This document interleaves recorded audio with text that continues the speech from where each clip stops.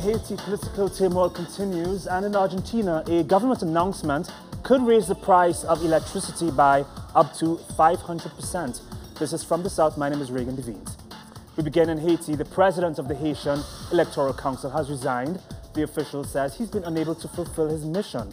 Four of the members of the Electoral Council have already resigned, meaning the body can no longer function.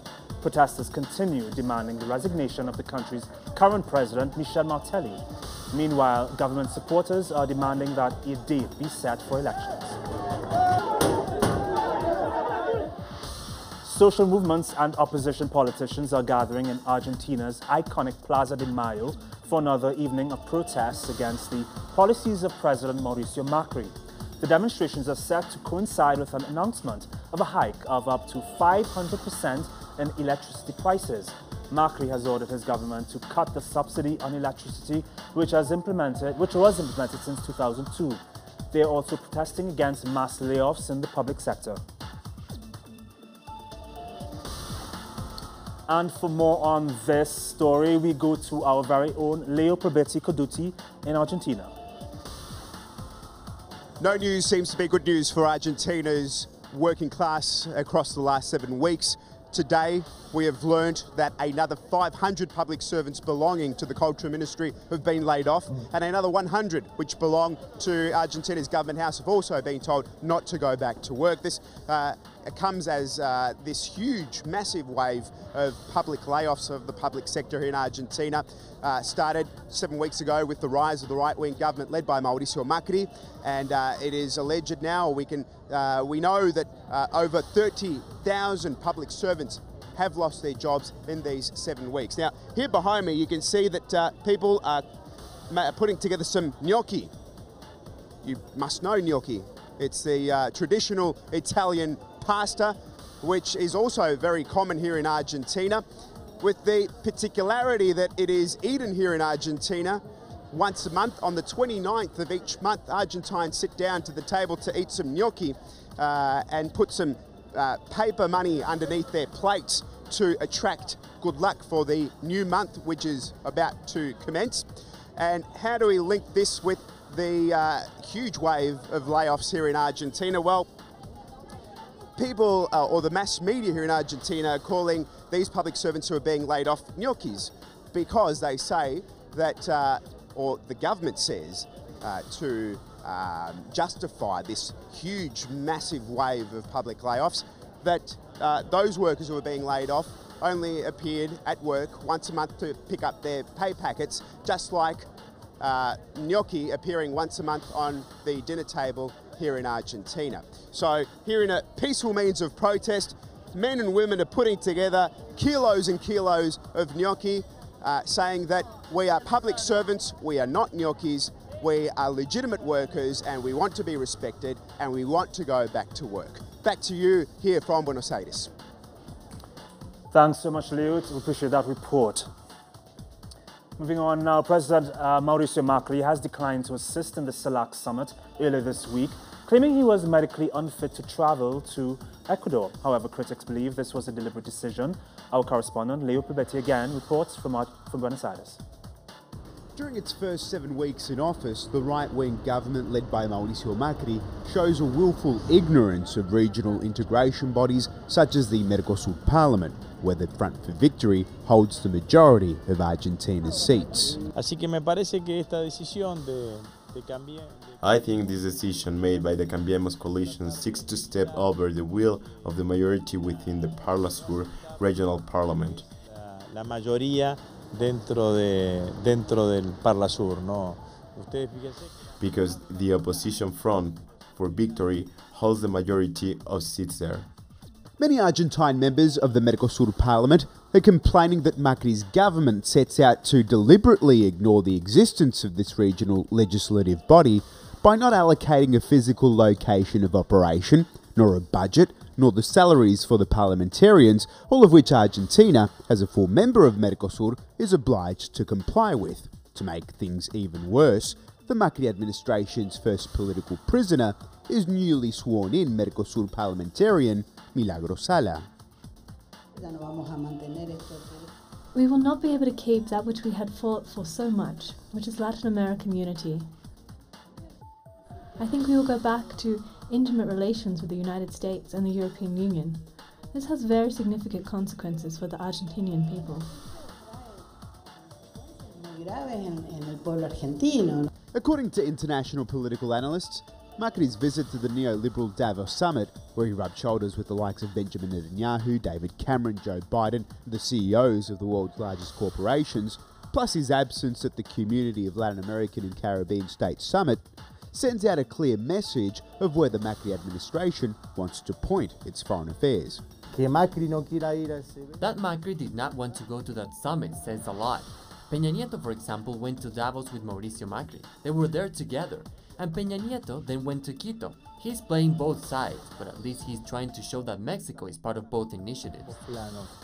After a decade of reforms in foreign policy, with the Kirchner administration's shifting relations from north to south, Macri's neoliberal administration chooses to again look north, sending the bodies of Latin American integration, such as CELAC, UNASUR and the Mercosur Parliament, to the very bottom of the pile.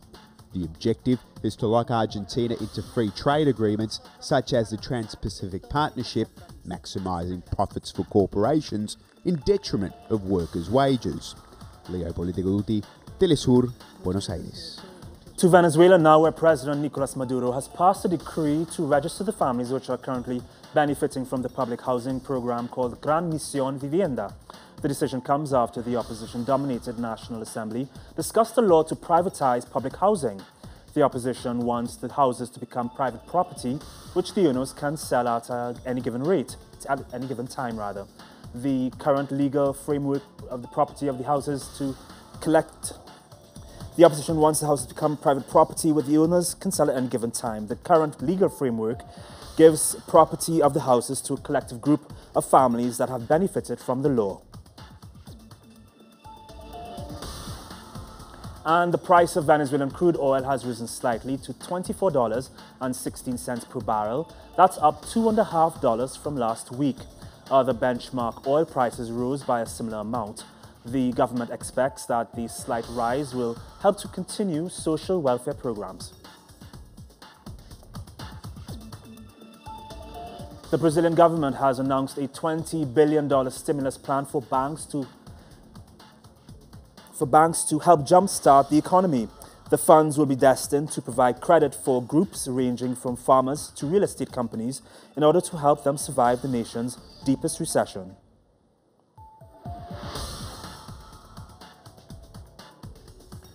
Brazil urged its neighbors to step up the fight against Zika. 16,000 cases are reported in Colombia, while doctors are reporting new effects of the virus. In Venezuela, hospitals are reporting over 200 cases of Guillain-Barré syndrome, which they believe is linked to the Zika virus. While in Colombia, doctors have also seen several patients developing the syndrome after being infected with the virus.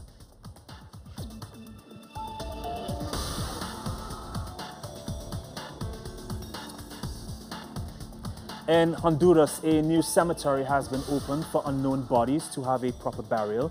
The cemetery was built as a joint effort by the local authorities and the International Red Cross. The country's two main cities are amongst the top 5 most violent cities in the world.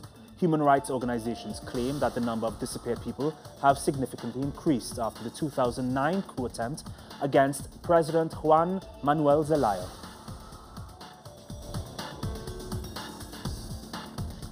Colombian President Juan Manuel Santos announced that the FARC guerrilla would help the government fight drug trafficking once a final peace agreement is reached. The president also requested that the United States take the guerrillas out of their list of terrorist organizations. The Chilean government has announced that it will investigate an incident in which policemen were fired at while investigating an arson that occurred on Friday morning. The policemen were investigating a fire at a forest in the Los Rios region when a group of 18 people opened fire against them and against other officials working in the area. The Attorney General says that the government will use its anti-terror law to charge those responsible for the attack. And now a special report by teleSur's Bianca Perez as it pertains to the recent presidential debate, minus frontrunner Donald Trump. The last Republican debate before the Iowa caucus took place Thursday night, with a major factor, the frontrunner Donald Trump, missing from the debate. Many critics of the debate have said that it was more of an actual policy discussion and a real debate than a show, as it has been in the past when Donald Trump has been present.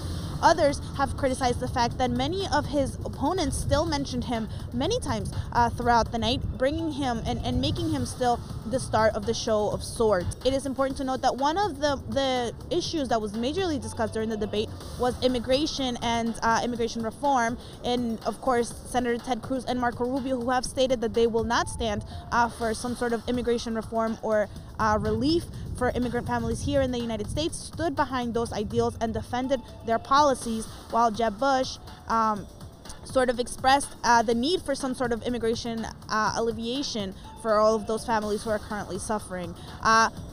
Simultaneous to the debate, Donald Trump was hosting a rally in which he was raising funds for veteran organizations. This, of course, took the attention of all other major networks that were not hosting the debate and made him still be sort of present in the television and the audience's eyes. And it is important to see how this will play out for him in the Iowa caucus, which will be held next Monday. He is very confident that he has enough votes to win not only Iowa, but all of the other primaries that will follow throughout the month of February. And we will, of course, keep a close eye on this and bring you all of that information. Bianca Perez, teleSur, Washington, D.C. Fresh abuse allegations against the UN peacekeepers in the Central African Republic have come to light. As a result, the United Nations has launched a fact-finding mission into the allegations that its peacekeepers sexually abused 4 underage girls in the country's capital. The new allegations follow a series of sexual abuse claims lodged against the UN peacekeepers in Central African Republic in 2015.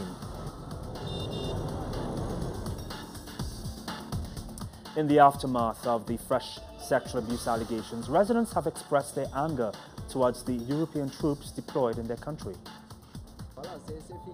These girls who are abused, it's not just girls who are abused, it's all of Central Africa. The entire Central African Republic is abused. Aside from sexual abuse, there's economic abuse, material abuse.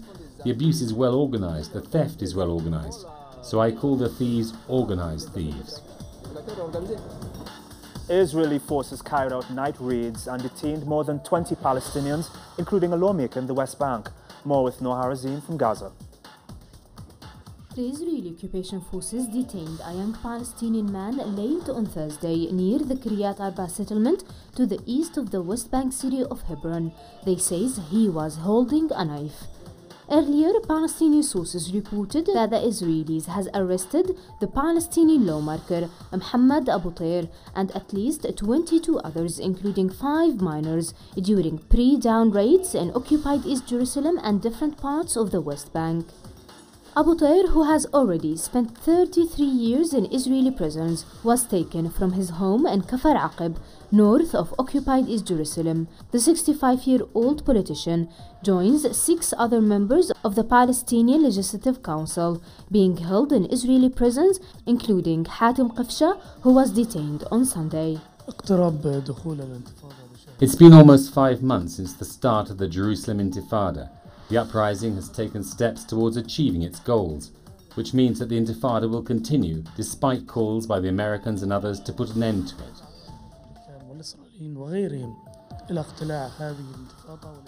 The resistance operations are developing day by day, and the activity of the young people involved is to promote their message to the whole world that what was taken by force can only be recovered by force. In a separate development, the military wing of the Islamic Hamas movement in the Gaza Strip has confirmed that 7 of their fighters died when a tunnel collapsed due to heavy rain on Tuesday. A statement released by the Izz-ad-Din al-Qassam brigades said that the men were repairing an old tunnel in the east of the Gaza Strip, which was used for several attacks against Israeli forces during the 50-day summer war of 2014. Reagn, teleSur TV, Gaza. Peace talks began in Geneva with the Saudi-backed High Negotiations Committee, or HNC, saying it would not participate. But a few hours ago, the key Syrian opposition group has said it will join peace talks already in progress. The talks are expected to last for 6 months, where UN officials will be shuttling between the delegations situated in separate rooms. Now, before the Syrian peace talks began, a few Syrian organizations protested outside the United Nations building in Geneva.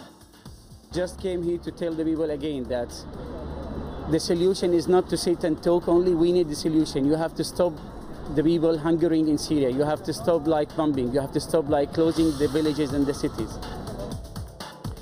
4 Chinese miners who had been trapped for 36 days in a gypsum mine located in the Shandong province have been rescued. 29 people were initially trapped by the cave-in, but 13 of them are still missing, while 1 death has been confirmed. According to a local official, the rescued men are all in stable condition.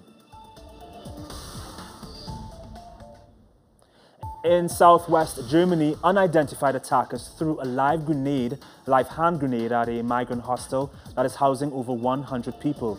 The grenade was found during the night, but the explosives failed to detonate even though the pin was pulled out.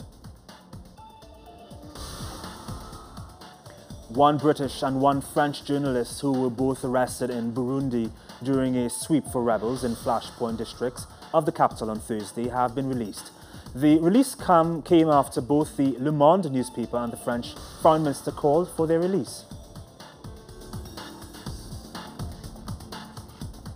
Preparations for the Rio 2016 Olympic Games are taking place not only in Brazil but also in Switzerland.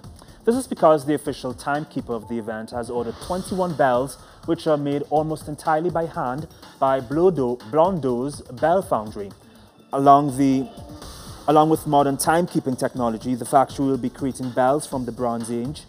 Those bells will be used to sound out the last laps in the athletics, track and road cycling events.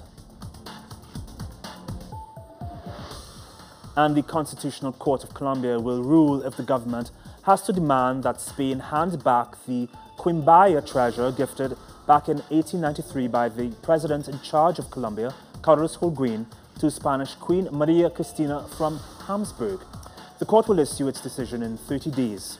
The treasure is made up of 122 pre-Columbian artifacts, most of them made of gold. And there is more on these and other stories on our website, telesurtv.net/English, and you can follow us on Twitter, Facebook, and on Instagram. For Telesur English, my name is Reagn. Have a great weekend. Bye.